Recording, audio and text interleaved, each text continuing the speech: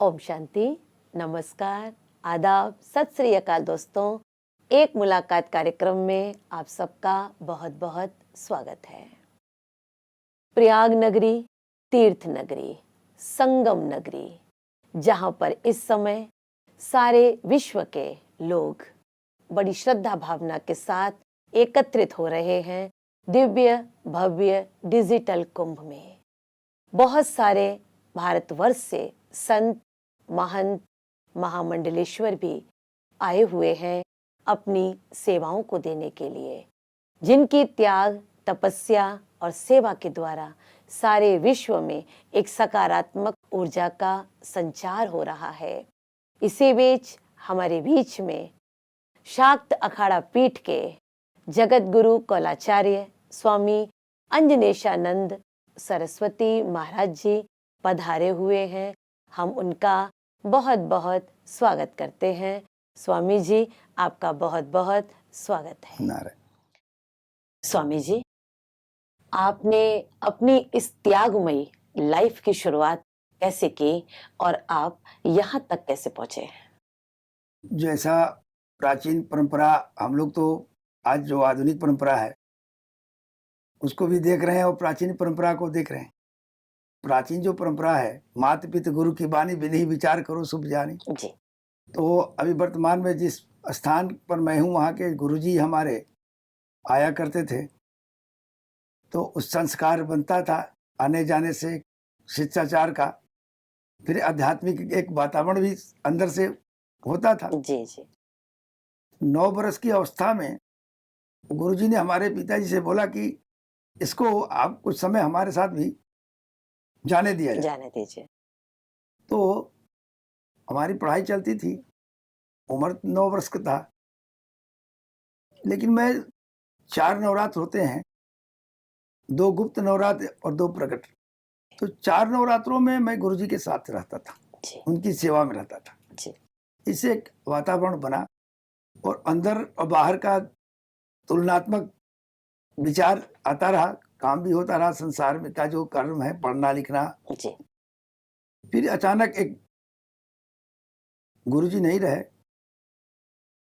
पिताजी का भी ब्रह्मलीन हो गए। जी जी तो अचानक विचार कुछ आया, तो जहां अंदर से लगाव था, एक गुफा में निकल गए, पहाड़ी गुफा में। जी 12 वर्ष तक मैंने उस गुफा में रहा और उसी गुफा में अचानक कुछ अनुभव हुआ जी और उस अनुभव से बहुत कुछ, जैसे सामने कुछ आता तो लगता था इसको मैं जानता हूँ। जी ज्योतिष विद्या हो या धर्म का ज्ञान हो, वेद शास्त्र अध्ययन पढ़ा नहीं, लेकिन लगा कि मैंने पढ़ा है। जी उसके बाद फिर गुरुजी ने कुछ लिख गए थे कि हमारे बाद इसको यहाँ पे बैठाने का। जी उसके बाद हमको वहाँ पे सम्मान पूर्वक मिला और जो भी अनुभव हमको 12 वर्ष में हुआ, जी उसी अनुभव को आज तक मैं जन कल्याण के निमित्त अब शेयर करता हूँ जी और सेवादान के रूप में सेवा करता हूँ। जी और आज जहाँ भी मैं हूँ, वही 12 वर्ष का जो हमारा अनुभव है, जी उसके ही प्रसाद से मैं आज जहाँ भी हूँ। जी बहुत बहुत अच्छा है। संसार का वातावरण कोई प्रभावित नहीं किया, गुरुजी की सेवा ने ही आपको इतना आगे बढ़ा दिया। जी। तो महाराज जी, आपने जब अपनी ये त्यागमयी लाइफ को अपनाया, तो इसमें आपको बहुत सारी परिस्थितियों का सामना भी करना पड़ा होगा। कुछ उसके बारे में भी हमको मार्गदर्शन दीजिएगा। अब वो, चूंकि हम लोग तो साधक रहे और जो साधना से निकले, तो अंदर की आत्मा इतनी मजबूत थी जी कि बाहर के वातावरण तो आते थे, लेकिन उसको ढिला नहीं, वो डोल नहीं पाता था। आत्मा का अंतर्मन उसको मजबूती से फेस करता था। जी जी तो संसारिक है, स्वाभाविक है, काम क्रोध लोभ मोह मद, इससे जो भी व्यक्ति वातावरण प्रभावित है वो प्रभावित करने का प्रयास करते थे। जी लेकिन अंतर्मन से जो मजबूत आत्मा थी, वो समझ जाती थी कि ये लोभवश हमें ऐसा दुर्व्यवहार कर रहा है या जो भी कर रहा है जी जी या स्वार्थवश कर रहा है, तो अंदर से लगता है कि इसके सामने झुकने का नहीं। जी जी जी तो वो इन शॉर्ट वे में आपको मैं बता दूं, घटना तो बहुत है, जी जी लेकिन उसके बावजूद भी कोई ढीला, उसको डिगा नहीं पाया। संकल्प से सिद्धि जायते, जो संकल्प था कि हमें अपने लिए तो कुछ करना नहीं है, जी जी करना तो समाज को एक नया रोशनी देना है। उनको काम क्रोध लोभ मोह से लोग ग्रसित होकर दुख झेल रहे हैं, तो जो हमारी अनुभूति है वो अनुभूति शेयर करना है, इनको बताना है कि आप भी इस रास्ते पर चलोगे तो तुम भी इसे मुक्त हो सकते हो। मुक्त हो सकते। तो इस तरीके के भावना से जो विपरीत परिस्थितियां सामने आई, जी तो उसको हमने पूरे आत्मबल से उसका सामना किया, जी उसको झेला, जी जी तो उसका परिणाम सकारात्मक आया, अच्छा आया। जी जी बाद में वही लोग आदर से देखने लगे। जी जी बहुत अच्छा स्वामी जी, आपने एक बात बताई कि तपस्या के बल से हमारी परख शक्ति बढ़ जाती है, जो हम ये जान लेते हैं कि आने वाली समस्याएं हमें मजबूत करने आई हैं, हिलाने नहीं आई हैं, मजबूत करने आई जी, हैं। जी, और बहुत सारी अनुभूतियों को जीवन में जब हम ले आते हैं तो हम दूसरों को भी एक मार्गदर्शन देने के निमित्त बन जाते हैं। जी। बहुत अच्छा लगा इसके बारे में जानकर। और महाराज जी, आप थोड़ा सा प्रयागराज के बारे में भी थोड़ा सा, आप इस कुंभ के बारे में थोड़ा सा आप अपना अनुभव बताइए कि आप यहाँ पर आए तो यहाँ जो आज का वातावरण चल रहा है संसार में, इस समय बहुत कुछ दिखाई दे रहा है, तरह तरह की घटनाएं हो रही हैं, बहुत सारी बातें सुनने में आ रही हैं। हम साधु संत महात्माओं को इसके लिए अपना किस प्रकार का योगदान देना चाहिए, जो इस पतित पावनी के तट पर बैठकर संसार की समस्याओं को खत्म किया जा सके? ये कुंभ का जो संकल्प है, जी ये ऋषियों का ही संकल्प है। जी एक समय था जब यहाँ सिर्फ विद्वान ही आते थे, और जिस प्रकार दूध से में दही जमा करके उसको मथानी से मथा जाता था जी और उसे जो घी निकलता था, तो यहाँ पर जो शरीर के अंदर और बाहर जो थे, जी ये दोनों को जमा करके एक जगह, जी और उसमें जो चिंतन और मनन होता था, और जो साधना से मंथन होने से जो घी रूपी ज्ञान रूपी वो प्रकाश निकलता था, जिसको आप हम गंगा जमुना सरस्वती कहिए जो कह लें, ये पहले हमारी बहुत विशुद्ध परंपरा रही। जी बाद में जैसे संसार में काम क्रोध लोभ मोह वाले इसमें आ गए, जी तो आज का जो प्रदेश है इसमें दोनों स्थिति है। आप इसमें से मथना ज्यादा, थोड़ा मथना पड़ रहा है जी जी इसमें घी निकालने के लिए। तो पहले तो कुंभ का अर्थ समझिए। कुंभ का मतलब होता है घड़ा, तो ये शरीर भी एक घड़ा है। कुंभ का अर्थ होता है घड़ा, तो एक शरीर भी एक घड़ा है। तो अमृत कलश जो पौराणिक स्थिति है, जी जो अमृत कलश समुद्र मंथन से आया, जी वो अमृत कलश की बूंदे यहाँ पर गिरी। गिरी। तो अब कोई भी मृत व्यक्ति को भी अगर अमृत कलश आ जाए, अमृत उसके आ जाए शरीर में, तो जीवित हो जाएगा। जी तो ये संगम जो है, ये सदैव ऑलवेज लाइव है, ये जीवंत है, क्योंकि यहाँ अमृत कलश आया है। और जो अगर आप अमृत एक जल में भी अगर अमृत डाल देंगे तो पूरा जल अमृत हो जाएगा। तो उसका जो पान करेगा, तो पौराणिक दृष्टिकोण से जो भी यहाँ स्नान यहाँ करते हैं, तो अमृत पान का जो लाभ मिलता है वो अमृत को प्राप्त करते हैं। एक तो ये हुआ। दूसरा जो हमने कहा कि कुंभ का मतलब शरीर होता है, तो शरीर के अंदर भी हमारी 3 नाड़ियां हैं, ईड़ा पिंगला सुषुम्ना, गंगा जमुना सरस्वती। और जहाँ ये मिलते हैं, तो ये शरीर रूपी जो ये सांसारिक जो शरीर है, क्षितिज जल पावक गगन से पंच तत्व, ये पांचों तत्वों से मिला है। तो हमारे अंदर अहंकार लोभ क्रोध मद अष्टपाश आते हैं। तो अष्टपाश में जो बंधा हुआ जीव है, वो अष्टपाश से जो बंधा वो जीव है, लेकिन अष्टपाश से जब मुक्त हो जाता है तो सदा शिव हो जाता है। अष्टपाश बधेत जीव अष्टपाश मुक्त सदा शिव। तो अष्टपाश से मुक्त होने की जो क्रिया यहाँ पर जो मंथन होता है संतों के द्वारा, ज्ञानियों के द्वारा, तपस्वियों के द्वारा, तप के द्वारा, जो इस कुंभ रूपी शरीर के अंदर हमारे अंदर जो दुर्विचार अनेकों प्रकार के काम क्रोध लोभ मोह मद की जो वृत्तियां हैं, उस वृत्तियों को अपने चित्त को कैसे शुद्ध करके, और फिर अब जो हमारे शस्त्रछार में जो हमारा अमृत कलश है, उसका कैसे हम इस आत्मा को परमात्मा का दर्शन कराएंगे, ले जाएंगे उस आत्मा को परमात्मा में, परम पिता में हम कैसे उसको करेंगे। तो ये भी एक कुंभ का लाभ यहाँ पर अभ्यास के दौरान मिलता है। देखने से भावना बनती है, प्रेरणा आती है, फिर खुद इंसान करने लगता है। तो ये कुंभ का ये लाभ इतना बड़ा है कि ये आपने कोई पूछे कि आपने स्वर्ग देखा है क्या, तो कहा नहीं, हमने तो स्वर्ग नहीं देखा है। लेकिन अगर उसको कुंभ में घूम जाएगा और भ्रमण करेगा तो कहेगा कि तो यही स्वर्ग है। ईश्वर की अनुभूति होती है। जी, अमृत भी यहाँ है, जी, ज्ञान का भी अमृत है, गंगा जल का भी अमृत है, और जो आप साधना योग के द्वारा भी हम अपने आत्मा को परमात्मा में लीन करने का अभ्यास करते हैं जी, कि ये नश्वर शरीर से आत्मा निकल कर कैसे परम पिता अपने बाबा ब्रह्म को साक्षात करता है, जी, और फिर उस आकर के अंदर अपने अंदर की जो दुर्वृत्तियों को दूर करता है और एक दृष्टांत उदाहरण प्रस्तुत करता है अन्य लोगों के लिए भी। जी, तो ये कुंभ का ये इतना बड़ा महत्व है कि आप तीनों प्रकार से, योग से भी, वैदिक रीति से भी, पौराणिक रीति से भी और शास्त्रीय रीति से भी, यहाँ पर जो ज्ञान विज्ञान का शास्त्रार्थ एक दूसरे से जो होता था, जी, तो ये अमृत पान करते हुए अमृत को, पूर्णत्व को, उस परम पिता परमेश्वर के प्रति उसकी जो निकटता सहजता से बनती है, ये अनुभूति यहाँ पर सहज हो जाता। बहुत अच्छा आपने बताया महाराज जी कि कुंभ में आने के बाद हम सबको संसार की वृत्तियों का त्याग कर और अपने आप को उस साधना में अपने आप को इतना लवलीन कर लेना है जो आत्मा परमात्मा के साथ बहुत निकटता का अनुभव करेगी और उसकी सारी शक्तियों को अपने अंदर धारण करके और फिर जन कल्याण के लिए हम आगे बढ़ सकते हैं। बहुत अच्छी बात आपने बताई। स्वामी जी, एक बात और आपसे पूछना चाहूंगी कि आप जो ब्रह्मा कुमारी इसके परिसर में आए, प्रयागराज में हमारा ब्रह्मा कुमारी इसका स्वर्णिम भारत ज्ञान कुंभ का जो परिसर बना हुआ है, आपने इसमें प्रवेश किया। इसमें हमारे कई सारे दर्शन के स्थल बनाए गए हैं, आपने इनको देखा भी है अभी। आप इसके बारे में बताना चाहेंगे, आपने कैसा अनुभव किया इसमें?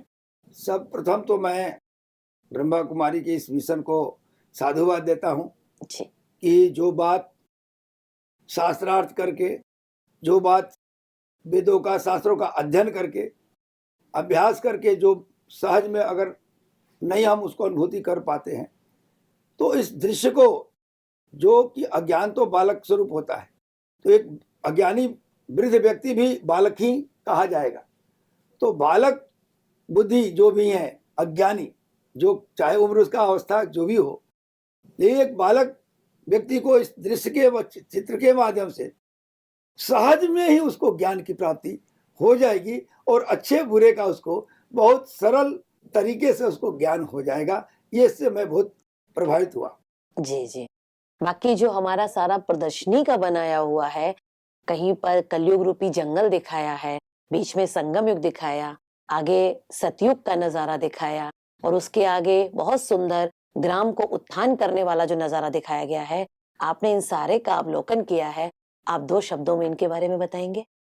इस देश को देखकर कैसा लग रहा है कि हम कहाँ थे और कहाँ भटक गए, जी, और हम फिर कैसे पुनः वहां स्वर्ण काल में जा सकते हैं, जी, और हमें इस जो तामस जो है इससे हम रजो में, और रजो से फिर कैसे सतो गुण में जा करके हम उस जहाँ से हम आए हैं जी, फिर पुनः उस स्वर्णिम युग की अवस्था को कैसे प्राप्त कर सकते हैं, किन किन वृत्तियों को हमें त्यागना पड़ेगा और हमारी आत्मा और मन ध्यान कहाँ लगाना पड़ेगा, और कर्म को और इस संसार के जो पर्यावरण है, जो हमारा खान पान रहन सहन है, इसको कैसे हम शुद्ध करेंगे, कैसे इसको ज़्यादा सात्विक इसमें लाएंगे और फिर पुनः हम कैसे अपने स्वर्णिम युग को प्राप्त कर सकते हैं, ये अनुभूति हुआ। बहुत बहुत धन्यवाद स्वामी जी। नारायण। बहुत सुंदर शब्दों में आपने बताया कि किस तरह से हम अपने आप को परिवर्तन करके और हम अपने आप को जब बदलेंगे तब इस धरा को भी बदला जा सकता है और कैसे स्वर्णिम संसार आ सकता है जिसमें हम अपने सतो गुण को धारण करेंगे, सारे तामस को त्याग करके। बहुत सुंदर आपने बताया। महाराज जी, आपसे एक सवाल और है कि वर्तमान समय में दुनिया में बहुत सारी स्थितियां विपरीत हो रही हैं। मनुष्य तामसिकता की ओर बढ़ता जा रहा है। भय, चिंता, तनाव ये दुनिया में बहुत अच्छी तरह से चारों ओर फैला हुआ है।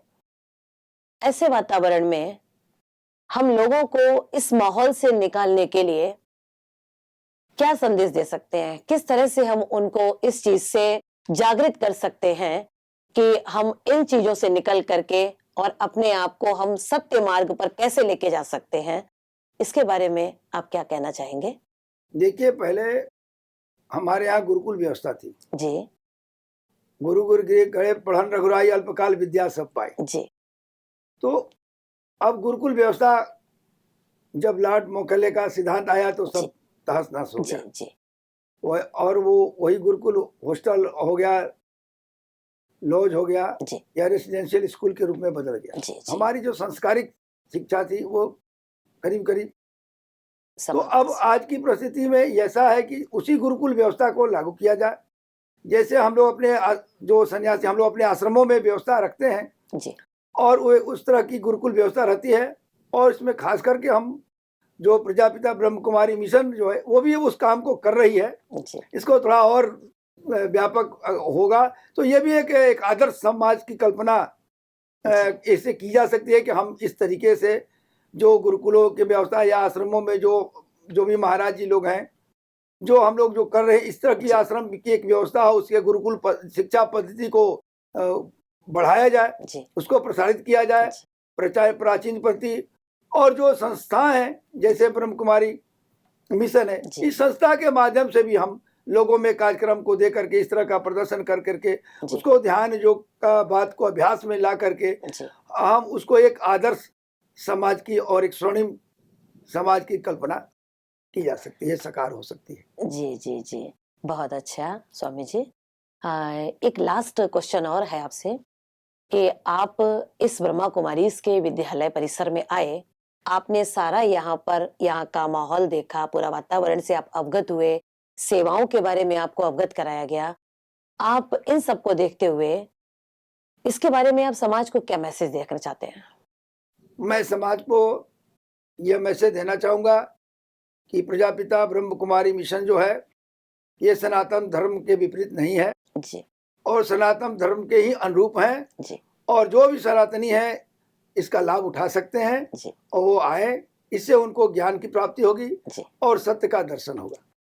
आपने बहुत सुंदर शब्दों में हम सब के लिए एक संदेश दिया कि किस तरह से हम अपनी आत्मा को बहुत सारे गुणों के साथ जब भरपूर कर लेंगे तो उस परम शक्ति परमात्मा के साथ हम अपने आप को जोड़ सकेंगे, और परमात्मा से शक्तियां प्राप्त करके हम अपने जीवन को भी बहुत खुशहाल बना सकेंगे, और दूसरों को भी जिनके साथ हम रह रहे हैं उनका जीवन भी बहुत अच्छा बन जाएगा। ये समाज के लिए आपने बहुत सुंदर संदेश दिया, और साथ ही आपने ब्रह्मा कुमारी परिसर में जो भ्रमण किया, और आपने बहुत सुंदर एक और बात कही कि इस परिसर में भी हम सभी युवा भाई बहनों को यहाँ ला करके उनके अंदर एक साधना का बीज जरूर अंकुरित करें, जिससे उनके द्वारा भी सारे विश्व को बहुत सुंदर मैसेज जा सके। एक बार फिर से स्वामी जी आपका बहुत बहुत धन्यवाद है। साधुवाद। ओम शांति, ओम शांति। आपने बहुत सुंदर एक संदेश दिया कि किस प्रकार आत्मा अपने जीवन में गुणों को धारण करके परमात्मा के साथ अपने आप को जोड़ती है तो बहुत जीवन में खुशियों का अनुभव करती है, बहुत सशक्त हो जाती है। और इसके साथ आपने एक और भी बहुत सुंदर संदेश दिया कि ब्रह्मा कुमारी के परिसर में हमको एक बात बहुत अच्छी लगी कि यहाँ पर शुभ विचारों का, पॉजिटिव थॉट्स को जो महत्व दिया गया है, तो हम सब अपने जीवन में अच्छे विचारों को धारण करेंगे, जिससे अच्छे संस्कार बनेंगे, और अच्छे संस्कारों से अच्छा संसार बनेगा। तो ये आपका समाज के प्रति बहुत सुंदर संदेश रहा। इसलिए अभी हम फिर मिलते हैं एक मुलाकात कार्यक्रम में एक नई कड़ी के साथ। ओम शांति।